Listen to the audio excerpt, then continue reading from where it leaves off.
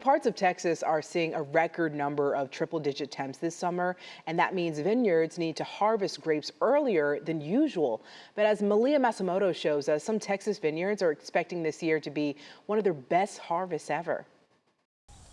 There's an art and science to perfecting the growth and harvest of Texas grapes, something that Spicewood Vineyard owner Ron Yates knows a lot about. This is a good-looking cluster for cab right there. Those are kind of ideal what cab grapes should look like.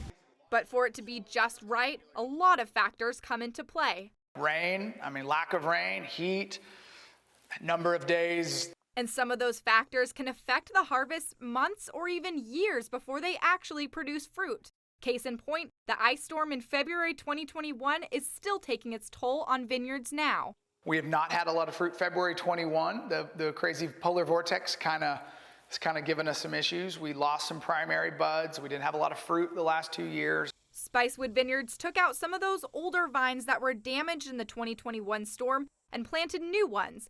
And because vines take about 3 years to produce fruit, this is set to be their comeback year. This was the very first year for these little vines to give fruit. But even with the dry weather and high temperatures, they're still expecting to pull off 50 tons of grapes from the vineyard. Finally, the vines the last 2 years just haven't had to work that hard because they haven't had a lot of fruit on the vines. And so we've had probably our largest fruit set we've ever had in the history of the vineyard in 30 years.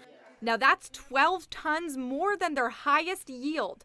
But Yates says the heat will push harvesting season a little earlier than normal. We'll probably have everything off by the first week of August, everything off the vines, which is about 2 or 3 weeks early for us this year. The heat it's just been so intense that the ripening process happens way quicker. Yates says usually you want to stop watering grapes close to harvesting time to let them build sugar and fully ripen.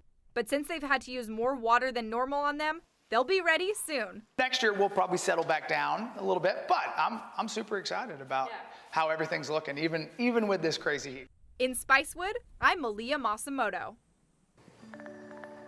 That is really interesting. Yeah, well, it looks like, planning ahead helps. They've been getting ready for it, so now they're having to, I guess, reap the benefits harvest of it. Yes, thank you. 100%. Like for 3 years they were waiting for that. Yes, yes.